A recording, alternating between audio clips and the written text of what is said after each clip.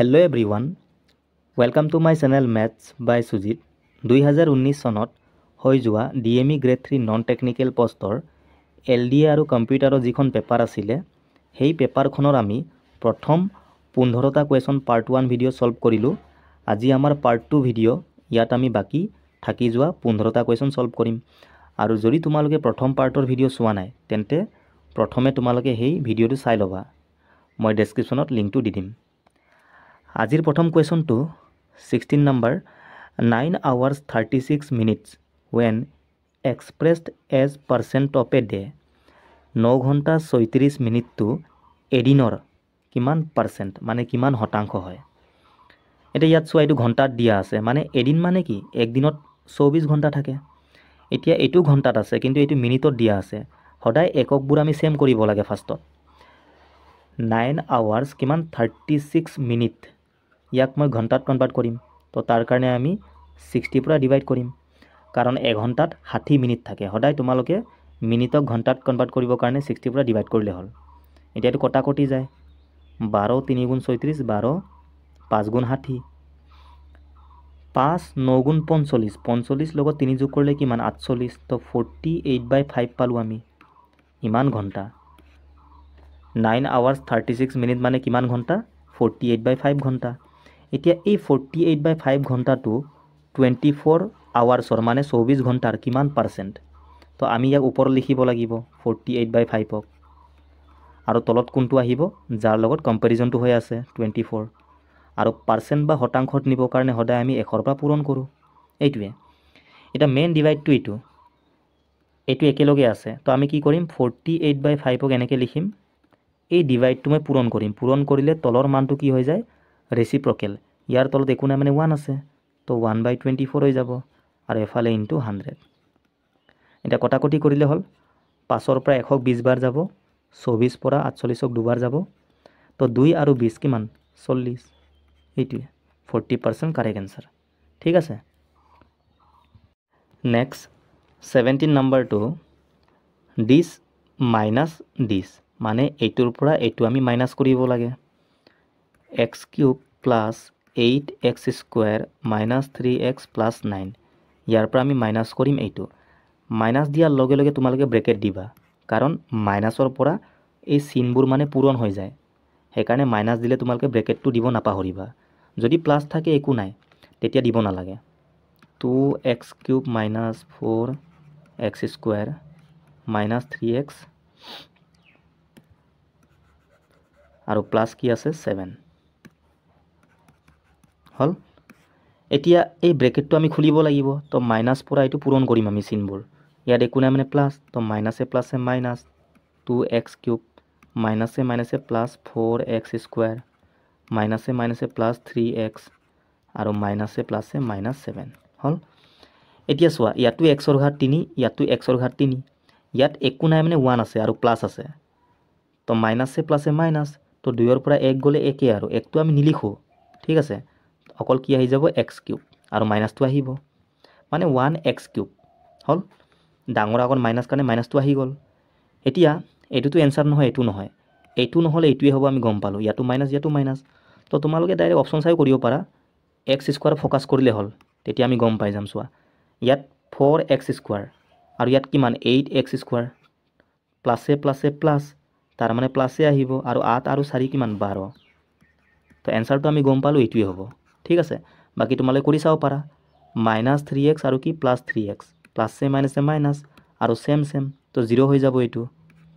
Plus 9 minus 7, প্লাছে মাইনাছে minus, আৰু ডাঙৰ আগত প্লাছ কাৰণে প্লাছটো আহিব। 9ৰ পৰা 7 গ'লে কিমান 2, চোৱা মিলিছে ন।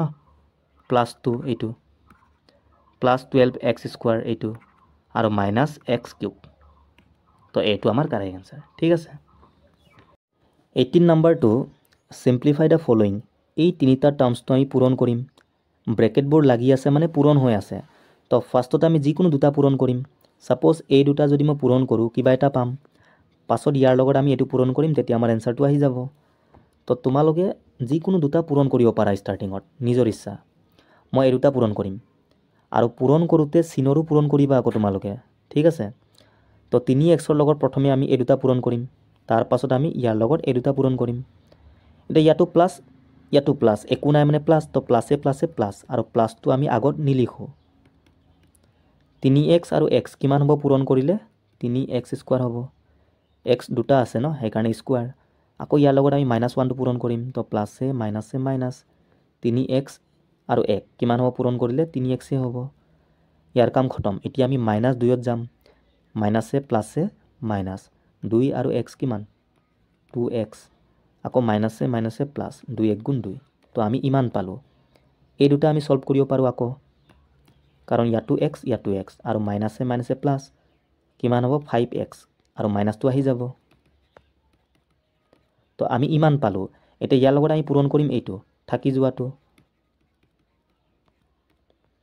তো প্ৰথমে আমি 3xৰ লগত এই তিনিটা টাৰ্মছটো পূৰণ কৰিম তাৰ পাছত আমি 5ৰ লগত পূৰণ কৰিম তেতিয়া আমাৰ এনসাৰটো আহি যাব তো ইয়াৰ লগত এইটো পূৰণ কৰিলে কিমান 3 3 গুণ 9 x স্কোৱাৰ আৰু x কিমান হ'ব x কিউব আকৌ ইয়াৰ লগত এইটো মাইনাছে প্লাছে মাইনাছ 5 3 গুণ 15 x কিমান x স্কোৱাৰ হ'ল আকৌ ইয়াৰ লগত এইটো 6x হ'ব তো ইয়াৰ কাম খতম এতিয়া আমি ইয়াৰ লগত পূৰণ কৰিম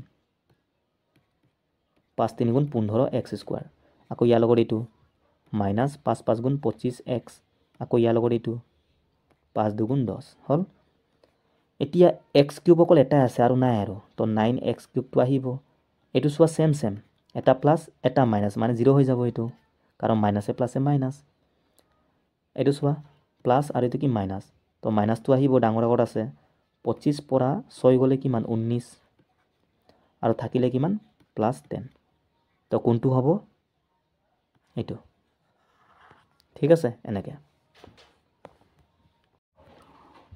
find the value of the expression আমাক এটা এক্সপ্ৰেছন দিয়া আছে আমি ইয়াৰ মানটো উলিয়াব লাগে আৰু a আৰু b ৰ মানো আমাক দিয়া আছে পুট কৰিলে এনসাৰটো আহি যাব এতিয়া তোমালোকে ভালকৈ চোৱা এইটো a square plus b square plus 2ab এইটো a প্লাছ b হোল স্কোৱাৰৰ ফৰ্মুলা নহয় জানো a plus b whole square মানে এইটো হয় তো ইয়াৰ ঠাইত আমি এইটো পুট কৰিব পাৰোঁ এনেকৈ পুট কৰিও তোমালোকে মানবোৰ দিলে মানে এনসাৰ আহিব বাট এনেকৈ কৰিলে আমাৰ কাৰণে ইজি হ'ব এইটো মানে কি হয় a plus b whole square হয় আৰু এইটো চোৱা a square plus b square minus 2ac এইটো কাৰ ফৰ্মুলা আছিলে a মাইনাছ b হোল স্কোৱাৰৰ তো এনেকৈ আমি পুট কৰিব পাৰোঁ ঠিক আছে এতিয়া আমি মানবোৰ পুট কৰিম a মানে কিমান 3 b মানে কিমান 1 3 যোগ 1 মানে 4 আৰু 4ক যদি আমি বৰ্গ কৰোঁ কিমান 16 আহিব 4 4 গুণ 16 তো ইয়াত কিমান 4টো পূৰণ হৈ আছিলে আৰু এইটো কৰি আমি কিমান পালোঁ 16 পালোঁ মাইনাছ এফালে চোৱা এইটো 4টো পূৰণ হৈ আছে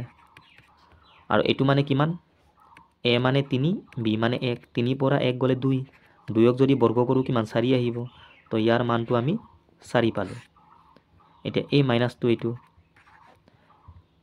মাইনাছ b মানে কিমান b মানে 1 1ক যদি মই 3 বাৰ পূৰণ কৰোঁ 1 আহিব প্লাছ 4 ইনটু a মানে কিমান 3 3 পৰা 3 গ'লে কিমান 0 তো এনেকৈ নহ'ব জানো এতিয়া 4 আৰু 0 পূৰণ কৰিলে 0 আহিব এইটো গোটেইটো 0 হৈ গ'ল তো ইয়াত অকল -1 থাকিলে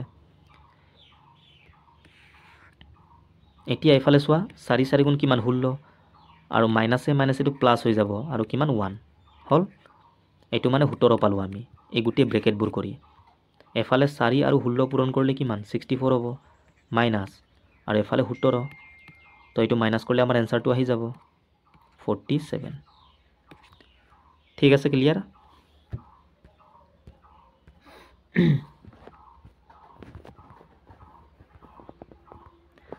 নেক্সট 4 1/2% অফ rupees 1800 মানে 1800 টকাৰ আমি 4 1/2% মানটো উলিয়াব লাগে তো ইনটু কৰি দিম আমি চোৱা 4 1/2% মানে কিমান 2 4 গুণ 8 আৰু এই লাগি থকা মানে এইটো প্লাছ বুজায় সেইকাৰণে আমি ওপৰটোৰ লগত যোগ কৰোঁ 2 4 গুণ 8 8 লগত 1 যোগ কৰিলে কিমান 9 মানে 9/2% আৰু এটা কথা পাৰ্চেণ্ট মানে কি ডিভাইড বাই 100 তো মই যদি ইয়াত পাৰ্চেণ্টটো গুচাই দিওঁ তো তলত কিমান আহি যাব 200 হৈ যাব মানে পাৰ্চেণ্ট মানে তলত কি 100 আহি যায় ন তো 2 আৰু 100 পূৰণ কৰিলে কিমান 200 হৈ গ'ল তো পাৰ্চেণ্ট গুচাই দিয়াৰ লগে লগে 9/200 হৈ গ'ল এইটো 2 শূন্য কাটি গ'ল 2 পৰা 18ক 9 বাৰ যাব 9 9 গুণ কিমান 81 তো rupees 81 Next, the angles of a triangle are in the ratio of 2:3:4. ত্ৰিভুজ এটাৰ তিনিটা কোণৰ আমাক অনুপাত দিয়া আছে 2 3 4. What is the measurement of the smallest angle? আটাইতকৈ সৰু কোণটোৰ মান কিমান? আমি সকলোৱে গম পাওঁ যিকোনো ত্ৰিভুজৰ তিনিটা কোণৰ যোগফলটো সদায় কিমান হয়? 180 ডিগ্ৰী। এতিয়া ইয়াত চোৱা এইকেইটা হ'ল কোণৰ অনুপাত। তো আমি অনুপাতৰ মতে টোটেল কোণটো কিমান এইটো চাব লাগিব। 4 3 7 আৰু 2 কিমান 9। অনুপাতৰ মতে ত্ৰিভুজটোৰ টোটেল কোণ বা এংগলছটো কিমান? 9। কিন্তু একচুৱেল মতে আমি জানো কিমান হয়? 180 ডিগ্ৰী। তো ইয়াৰ মানটো এইটো। ইয়াৰ পৰা একৰ মানটো আমি উলিয়াই ল'ম। 9 পৰা কেইবাৰ যাব? 20 বাৰ। আমাক লাগে আটাইতকৈ সৰুটো। তো এই তিনিটাৰ ভিতৰত আটাইতকৈ সৰু কোনটো? 2। তো 2ৰ মানটো আমি উলিয়াব লাগে। 2 পূৰণ 20 কিমান? 40। তাৰ মানে 40 ডিগ্ৰী আমাৰ কাৰেক্ট এনসাৰ। ঠিক আছে, ক্লিয়াৰ?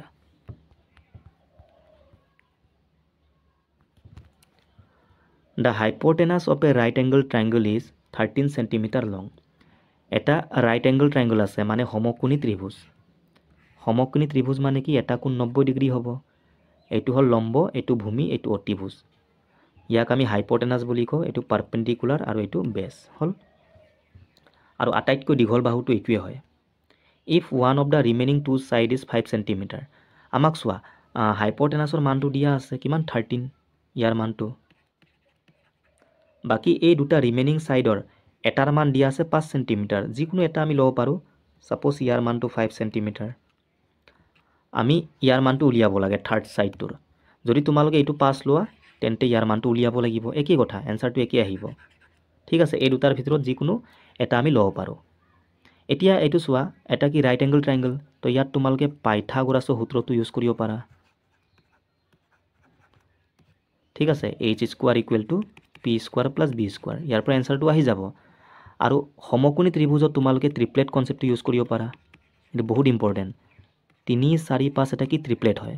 ছাপ'জ মই যদি কওঁ এইটো 3 এইটো 5, তো তোমালোকে ডাইৰেক্ট ক'ব পাৰিব লাগিব যে এইটো 4, কাৰণ 3 4 5 একেলগে থাকে। ঠিক আছে, এনেকৈ। আৰু এটা আছে 5 12 13, এইটো কি হয়? ট্ৰিপলেট। এইকেইটা তোমালোকে মুখস্থ কৰি থবা। এতিয়া ইয়াত চোৱা 5 13, তাৰ মানে এইটো কি 12 নহ'ব নেকি? 5 12 13 এটা ট্ৰিপলেট। তো আমি ডাইৰেক্ট ক'ব পাৰোঁ 12 চেণ্টিমিটাৰ আমাৰ কাৰেক্ট এনচাৰ। নহ'লে পাইথাগোৰাছৰ সূত্ৰটো ইউজ কৰা। ইয়াত পুট কৰিলে হ'ল h স্কোৱাৰ। h মানে কিমান? 13। 13 স্কোৱাৰ মানে 169 নহ'ব জানো? 13 স্কোৱাৰ মানে সমান পি। ইয়াৰ মানটো আমি উলিয়াব লাগে পি স্কোৱাৰৰ। মানে পিৰ মানটো আমি উলিয়াম। আৰু বিৰ মান কিমান? 5। তো 25 নহ'ব জানো? 5 স্কোৱাৰ মানে। এতিয়া আমাক লাগে ইয়াৰ মানটো। তো 25ক আমি এফালে ঠেলিব লাগিব, -25 হ'ব। তো এইটো মাইনাছ কৰিলে কিমান? 144। পি স্কোৱাৰৰ মানটো ইমান পালোঁ। আমাক লাগে পিৰ মান, স্কোৱাৰটো আমি গুচাব লাগিব। তো এইটো কাৰ স্কোৱাৰ? 12ৰ স্কোৱাৰ নহয় জানো? সেইকাৰণে পিৰ মানটো 12 হৈ যাব। এনেকৈ। তো ফৰ্মুলাও ইউজ কৰিব পাৰা, বা ট্ৰিপলেটবোৰ জানিলে আমাৰ কাৰণে ভাল ন। আমি ডাইৰেক্ট জানিব লাগে 5 12 13 এটা ট্ৰিপলেট। তো দেখাৰ লগে লগে আমি গম পাওঁ যে এইটো 12ই হ'ব। ঠিক আছে। The areas of two circles are in the ratio of 16:25. What is the ratio of their circumference? মানে পৰিসীমাৰ অনুপাতটো আমি উলিয়াব লাগে। ইয়াত চোৱা দুটা বৃত্ত আছে আৰু বৃত্ত দুটাৰ এৰিয়া মানে কালিৰ অনুপাত দিয়া আছে। বৃত্তৰ কালি কি আছিলে? পাই আৰ স্কোৱাৰ। দুইটাৰো ছেম হ'ব, অকল ব্যাসাৰ্ধ বেলেগ বেলেগ হ'ব, কাৰণ এটা অকণমান সৰু হ'ব, এটা অকণমান ডাঙৰ হ'ব। যিমানে ডাঙৰ সিমানে ব্যাসাৰ্ধ বেছি, আৰু সৰু হ'লে ব্যাসাৰ্ধ কম। তো এটা মই R1 এটা R2 বুলি ধৰিম। ইয়াৰে অনুপাত দিয়া আছে 16 আৰু 25। তো পাই পাই কাটি যাব ন অনুপাতত, মানে R1 স্কোৱাৰ আৰু R2 স্কোৱাৰৰ মানটো আমাক দিয়া আছে। তো ইয়াৰ পৰা আমি বৃত্ত দুটাৰ ব্যাসাৰ্ধৰ মানটো উলিয়াব পাৰোঁ। স্কোৱাৰ গুচোৱাৰ লগে লগে ইয়াৰ আমি বৰ্গমূলটো ল'ব লাগিব। কিমান? 4:5 হৈ যাব। 5 5 গুণ 25, 4 4 গুণ 16। এতিয়া আমাক বৃত্ত দুটাৰ চাৰ্কুমফেৰেন্সৰ অনুপাতটো উলিয়াব দিছে। চাৰ্কুমফেৰেন্স মানে কি? বাউণ্ডেৰী লাইনটো। ইয়াৰ ফৰ্মুলা কি আছিলে? 2πr। ইয়াৰো ছেম 2πr হ'ব। এটা R1 এটা R2। ইয়াৰে অনুপাতটো উলিয়াব দিছে। 2π 2π কাটি যাব, তাৰ মানে R1 আৰু R2ৰ অনুপাতটোৱে আমাক সুধিছিলে, আৰু আমি এইটো অলৰেডি উলিয়ালোঁ। তো 4:5 আমাৰ কাৰেক্ট এনচাৰ। ঠিক আছে। Next, if the mean of 5 observation x, x + 2, x + 4, x + 6 and x + 8 is 11। মানে 5টা অবজাৰভেশ্যন আমাক দিয়া আছে এইকেইটা। ইয়াৰ যিটো মিন মানে এভাৰেজটো, মিন মানে গড়ে হয়, ঠিক আছে এভাৰেজ বা গড়টো আমাক দিয়া আছে 11 আমাক মিন উলিয়াব দিছে মানে এভাৰেজটো কাৰ ফাৰ্ষ্ট 3 অবজাৰভেশ্যন মানে এই প্ৰথম তিনিটা অবজাৰভেশ্যনৰ আমি গড়টো উলিয়াব লাগে এতিয়া তোমালোকে মনত থবা কনজুগেটিভ নাম্বাৰৰ সদায় গড় বা এভাৰেজটো মাজৰটো হয় কনজুগেটিভ মানে কি যেতিয়াও সিৰিজটোৰ মানে গেপবোৰ সেমকৈ গৈ থাকে তাক আমি ক্ৰমিক বুলিও কওঁ যেনে 1 2 3 4 5 ইয়াত চোৱা নাম্বাৰবোৰৰ গেপবোৰ এককৈ গৈ আছে তো ইয়াৰ এভাৰেজ বা গড়টো একেবাৰে মাজৰটো হ'ব মানে 3 হৈ যাব ফৰ্মুলা ইউজ কৰিব পাৰা তোমালোকে এভাৰেজ ইকুৱেল টু কি সাম বাই নাম্বাৰ সংখ্যাবিলাকৰ যোগফলটো আমি ওপৰত লিখোঁ 5 4 9 10 11 12 13 14 15 আৰু নাম্বাৰ কেইটা 5টা আছে তো 5ৰ পৰা 15 তিনিবাৰ যাব চোৱা 3য়ে পাইছোঁ ন কিন্তু কনজুগেটিভ হ'লে তোমালোকে ফৰ্মুলা ইউজ নকৰিবা ডাইৰেক্ট মাজৰটোৱে আৰু যেনে 2 4 6 8 গেপবোৰ 2 2কৈ গৈ আছে তো এভাৰেজটো মাজৰটো মানে এইটো এফালে দুটা এফালে দুটা 4 আৰু 6ৰ মাজত কিমান 5 এনেকৈ 1 2 3 4 ইয়াৰ এভাৰেজ কোনটো এইটো হ'ব 2 আৰু 3ৰ মাজত কিমান 2.5 এনেকৈ ঠিক আছে আৰু এটা কথা তোমালোকে মাজৰটো উলিয়াব হ'লে ফাৰ্ষ্ট আৰু লাষ্ট নাম্বাৰটো যোগ কৰি আধাও কৰিব পাৰা 4 আৰু 1 কিমান 5 5ৰ আধা কিমান 2.5 আহিব ইয়াতো চোৱা 8 আৰু 2 ফাৰ্ষ্ট আৰু লাষ্টটো যোগ কৰি আধা কৰিবা সদায় মাজৰটোৱে আহিব 8 আৰু 2 কিমান 10 ইয়াৰ আধা কিমান 5 চোৱা আহি গ'ল ন মাজৰটো এনেকৈ ঠিক আছে এতিয়া ইয়াত ভালকৈ চোৱা এই 5টা অবজাৰভেশ্যন যে আমাক দিয়া আছে x plus 2 x plus 4 x plus 6 আৰু কিমান x প্লাছ 8 গেপবোৰ চোৱা 2 2কৈ গৈ আছে ন তাৰমানে এইটো কনজুগেটিভ নাম্বাৰ নহয় জানো তো এভাৰেজটো কি মাজৰটো হ'ব মানে x প্লাছ 4 পাম আমি এইটো মাজৰটো তো আমাৰ হিচাপত এভাৰেজটো ইমান পালোঁ কিন্তু কুৱেশ্যন মতে ইয়াৰ এভাৰেজটো আমাক দিয়া আছে 11 তো ইয়াৰ মানটোৱে 11 তো ইয়াৰ পৰা আমি xৰ মানটো উলিয়াব পাৰোঁ ন 4টো এফালে ঠেলি দিয়া তো 11 - 4 মানে কিমান 7 ঠিক আছে তো এভাৰেজ কনচেপ্টটো ইউজ কৰি আমি কনজুগেটিভৰ xৰ মানটো উলিয়ালোঁ এতিয়া আমাক লাগে প্ৰথম তিনিটা অবজাৰভেশ্যনৰ গড়টো মানে এই তিনিটাৰ এতিয়া এইটোতো কনজুগেটিভ তো ইয়াৰ এভাৰেজটো এইটো নহ'ব জানো x প্লাছ 2 তো xৰ মান কিমান 7 প্লাছ 2 তো কিমান হ'ব 9 ঠিক আছে এনেকৈ হ'ল clear what is the volume of a sphere with a radius of 10.5 centimetre মানে এটা স্ফিয়াৰ আছে স্ফিয়াৰ মানে কি গোলক ক্ৰিকেট বল ফুটবল এইবোৰ কি গোলক নহয় জানো ইয়াৰ কি থাকে ভলিউম থাকে আয়তন আৰু ইয়াৰ ভলিউমৰ ফৰ্মুলা কি 4/3 পাই r কিউব ইয়াত দিয়াও আছে চোৱা আৰু ৰেডিয়াছ আমাক দিয়া আছে 10.5 চেণ্টিমিটাৰ ইয়াক আমি এনেকৈও লিখিব পাৰোঁ 21/2 কাৰণ 21ৰ আধা কিমান 10.5 তো একেই কথা এনেকৈও পুট কৰিব পাৰা এনেকৈও পুট কৰিব পাৰা ঠিক আছে আৰু এটা কথা এই কুৱেশ্যনটো আমি অপশ্যনটাও কৰিব পাৰোঁ পাই মানে কি 22/7 হয়নে নহয় 22ৰ ভিতৰত চোৱা 11 সোমাই আছে তো 11ৰ মাল্টিপুল তোমালোকে চেক কৰিব পাৰা ঠিক আছে প্ৰথমে আমি বেছিকত কৰি ল'ম 4/3 পাই r কিউব পাই মানে কিমান 22/7 আৰু r মানে মই কিমান পালোঁ 21/2 তিনিবাৰ পূৰণ কৰিব লাগে তো 21/2ক আমি তিনিবাৰ লিখিম এনেকৈ অকণমান ইজি হ'ব এতিয়া 2 2 গুণ কিমান 4 তো এইটো 4 কাটি গ'ল 3 পৰা 21ক 7 বাৰ যাব ঠিক আছে আকৌ 7ৰ পৰা 21ক 3 বাৰ যাব হ'ল আৰু এই 2ৰ পৰা 22ক 11 বাৰ যাব তলত একো নাই আৰু ওপৰত কি থাকিলে 11 পূৰণ 7 পূৰণ 3 পূৰণ 21 এনেকৈ পূৰণ কৰিলে হ'ল 11টো এনেকৈ থৈ দিয়া 11ৰ পৰা পূৰণ কৰিব ইজি হয় তো 7 3 গুণ 21 21 পূৰণ 21 কিমান 441 নহয় জানো তোমালোকেতো মনত থবা তো ইয়াৰ লগত আমি 11 পূৰণ কৰিম তো লাষ্টত 1 আছে প্ৰথমে এটা অংকটো লিখিবা এতিয়া দুটা অংক যোগ কৰা 5 আকৌ এই দুটা কিমান 8 আকৌ ষ্টাৰ্টিঙত 4 4851 এনেকৈ ঠিক আছে তো এনেকৈ আমি কৰিব পাৰোঁ বাকী চোৱা তোমালোকে ডাইৰেক্ট 11ৰ মাল্টিপুলটো চেক কৰিব পাৰা 11ৰ নিয়মটো কি আছিলে কাৰণ পায়ৰ ভিতৰত কি 11 সোমাই আছে তো আমি অপশ্যনত চেক কৰিম যে 11ৰ পৰা কোনটো ডিভাইড গৈ আছে তো অল্টাৰনেট ডিজিটবোৰ তোমালোকে যোগ কৰিবা 1ৰ পাছত 8 ল'ব লাগিব 1 আৰু 8 কিমান 9 এতিয়া 4 আৰু 0 কিমান যোগ কৰিলে 4 হ'ব তো 9 পৰা 4 মাইনাছ কৰিলে কিমান 5 সদায় মাইনাছ কৰাৰ পাছত 0 বা 11ৰ যিকোনো মাল্টিপুল পাব লাগিব তো এইটো 11ৰ পৰা নাযায় এইটো চেক কৰা 1 আৰু 8 কিমান 9 0 আৰু 6 6 বিয়োগ কৰিলে কিমান 3, এইটো 11 পৰা নাযায়, 4 আৰু 5 কিমান 9, এইটো চোৱা 13, তো এইটো মাইনাছ কৰিলে কিমান 4, এইটোৱে 11 পৰা নাযায়, ঠিক আছে। এইটো চেক কৰি চোৱা, 4 আৰু 5 9, 8 আৰু 1 9, 9ৰ পৰা 9 গ'লে 0, তো 0 আহিছে ন। তো এনেকৈ আমি অপশ্যন পৰাও কৰিব পাৰোঁ, ঠিক আছে।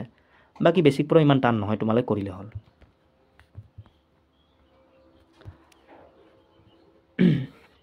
Simplify and choose the answer from below. ইয়াৰ মানটো উলিয়াব লাগে।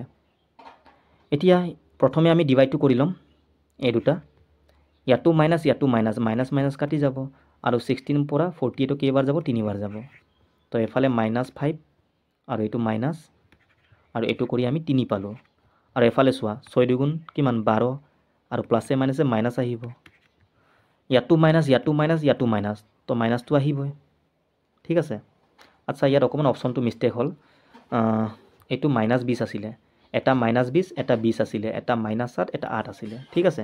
তো এনচাৰ কি -20 হ'ব, কাৰণ গোটেইকেইটাতে মাইনাছ কাৰণে মাইনাছটো আহিবই। 12 5 কিমান 17, 18 19 20, তোমালোকে ঠিক কৰি ল'বা, এইটো -20 আছিলে। Next, Priya Spence 3/5 of her income on household expenses and 1/7 of her income on personal expenses. If her monthly income is ₹35,000, then her monthly saving. প্ৰিয়াৰ টোটেল ইনকাম কিমান? মান্থলি ইনকামটো 35,000 দিয়া আছে। এতিয়া ইয়াৰ পৰা হাউচ হোল্ডত কিমান এক্সপেন্স কৰিলে, খৰচ কৰিলে 3/5। তো আমি উলিয়াই ল'ম কিমান খৰচ কৰিলে টকাত। তো 5ৰ পৰা এইটো 7 বাৰ যাব, মানে 7,000। তো কিমান হ'ব 3 7 গুণ 21, মানে 21,000 খৰচ কৰিলে ক'ত? হাউচ হোল্ডত। এণ্ড মানে আৰু 1/7 কিহত খৰচ কৰিলে? Personal expense. তো ইয়াৰ আমি 1/7টো উলিয়াই ল'ম। তো কিমান হ'ব 5,000।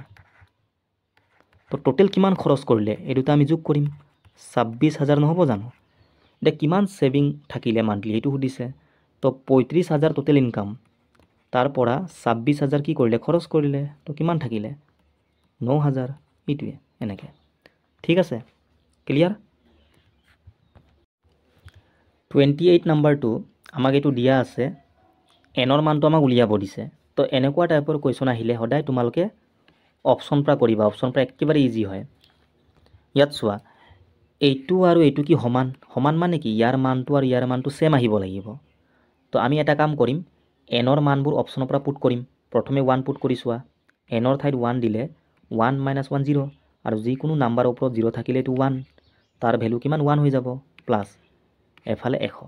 তো এইটো কিমান 101 পালোঁ। ইয়াতো চোৱা, এনৰ ঠাইত আমি 1 পুট কৰিম, 2 1 গুণ 2, 2 পৰা 1 গ'লে কিমান 1, মানে 5ৰ ঘাত 1 পালোঁ, 1টো আমি নিলিখোঁ। তো এফালে 101, এফালে 5, মিলা নাই ন। তো এইটো আমাৰ কাৰেক্ট এনচাৰ নহয়, প্ৰথম অপশ্যনটো ৰং। ছেকেণ্ডটো চোৱা, এনৰ ঠাইত 2 পুট কৰা, তো 2 - 1 মানে কিমান 1, 25ৰ ঘাত 1 মানে কি 25 হ'ব, আৰু এফালে 100 আছে, তো যোগ কৰিলে কিমান 125। আৰু এফালে চোৱা, এনৰ ঠাইত 2 পুট কৰা, 2 2 গুণ 4, 4 পৰা 1 গ'লে 3, মানে 5ৰ ঘাত 3, 5ক 3বাৰ পূৰণ কৰিলে কিমান 125 আহিব। চোৱা ছেম ছেম হৈ গ'ল ন। তো এনৰ মান কিমান 2 হ'ব এনেকৈ, ঠিক আছে। তো তোমালোকে অপশ্যন পৰাই কৰিবা এইটো। The sum of two angles is 180 degree and the difference between them is 34. What are the measurement of the angle? দুটা কোণৰ যোগফল দিয়া আছে ইমান, আৰু পাৰ্থক্য দিয়া আছে ইমান। আমাক কোণ দুটাৰ মান উলিয়াব দিছে। তো আমি এইটো বেছিক পৰাও কৰিব পাৰোঁ, ইমান টাইম নালাগে, আৰু অপশ্যন পৰাও কৰিব পাৰোঁ। অপশ্যন পৰা ইজি হ'ব। চোৱা, যোগফলটো 180 আৰু বিয়োগফলটো ইমান। তো এই দুটা যোগ কৰিলে কিমান 180 মিলিছে, কিন্তু মাইনাছ কৰিলে 34 আহিব জানো? নাহে। তো এইটো নহয়। এইটো চোৱা, যোগ কৰিলে 180 আহিব, আৰু মাইনাছ কৰিলে কিমান 34 আহিছে নাই? চোৱা আহিছে। তো এইটো আমাৰ কাৰেক্ট এনচাৰ। বাকী চেক কৰি লাভ নাই আৰু। এতিয়া বেছিকত আমি কেনেকৈ কৰিম চোৱা, ছাপ'জ এংগল দুটা এ আৰু বি, ইয়াৰ যোগফল দিয়া আছে কিমান 180, আৰু এই দুটাৰ বিয়োগফল দিয়া আছে কিমান 34।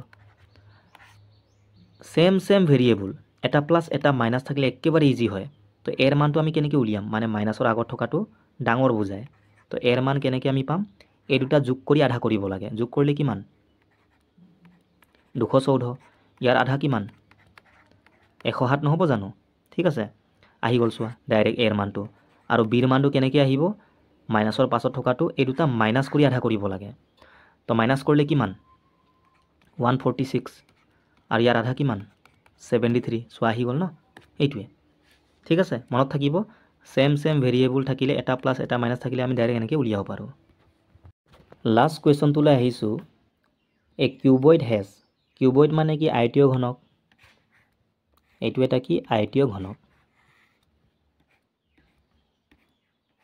এতিয়া আয়তীয় ঘনকৰ মানে কোনকেইটা থাকে 8টা ৰেক্টেংগুলাৰ ফেস থাকে নে 10টা এজেছ থাকে নে 8টা ভাৰ্টিসেছ থাকে নে all of the above rectangular face মানে কোনকেইটা এইকেইটা এইটো এটা ফেস তলৰটো এটা দুটা হল সাইড দুটা চাৰিটা ফ্ৰণ্টটো এটা পাঁচটা বেকটো এটা ছয়টা তো টোটেল 6টা কি থাকে ফেস থাকে তো এইটো ইনকাৰেক্ট 8টা নাথাকে হয় নে নহয় 10টা এজেছ থাকে নেকি এজেছ মানে এইকেইটা এইটো এটা এইটো এটা এইটো এটা এইটো এটা ওপৰৰ চাৰিটা তলতো চাৰিটা হ'ব আৰু এইটো এটা এইটো এটা এইটো এটা এইটো এটা তাৰ মানে 12টা এজেছ থাকে এইটো ৰং 8টা ভাৰ্টিসেছ থাকে নেকি চোৱা ভাৰ্টিসেছ মানে এই কৰ্নাৰবোৰ এইকেইটা এই পইণ্ট কেইটা জইন পইণ্ট কেইটা তো ওপৰৰ চাৰিটা তলত চাৰিটা তাৰ মানে এইটো আমাৰ কাৰেক্ট 8টা কি থাকে ভাৰ্টিসেছ ঠিক আছে তো তোমালোকে এইবোৰ জানিব লাগে হল অপচন সি টো কাৰেক্ট আনসাৰ তো এইকেইটাই আছিলে 2019 চনত তোমালোকৰ ডিএমই গ্ৰেড 3 নন টেকনিক্যাল পোষ্টত মানে এলডিএ আৰু কম্পিউটাৰৰ এইটো পেপাৰ আছিলে তো এইখন পেপাৰত তোমালোকৰ টোটেল 30 কুৱেশ্যন আহিছিলে মেথছৰ এতিয়া তোমালোকৰ মেথছৰ অকল 10টা কুৱেশ্যন আহিব কাৰণ এতিয়া প্যাটাৰ্নটো অকমান বেলেগ হ'ল টোটেল 50 কুৱেশ্যন থাকিব এটা 2 নম্বৰকে তো মেথছৰ 10টা আৰু ইংলিছৰ 10টা লগতে তোমালোকৰ সায়েন্সৰ 10টা থাকিব আৰু জিকে 20টা এনেকৈ ঠিক আছে তো আশা কৰিছোঁ ভিডিঅ'টো চাই ভাল লাগিছে তোমালোকৰ আৰু যদি ভাল লাগিছে তোমালোকে লাইক কৰি দিবা শ্বেয়াৰ কৰি দিবা আৰু মোৰ টেলিগ্ৰাম চেনেলত তোমালোকে পাৰিলে জইন হৈ যাবা মই ডেছক্ৰিপশ্যনত লিংকটো দি দিম থ্যাংক ইউ বাই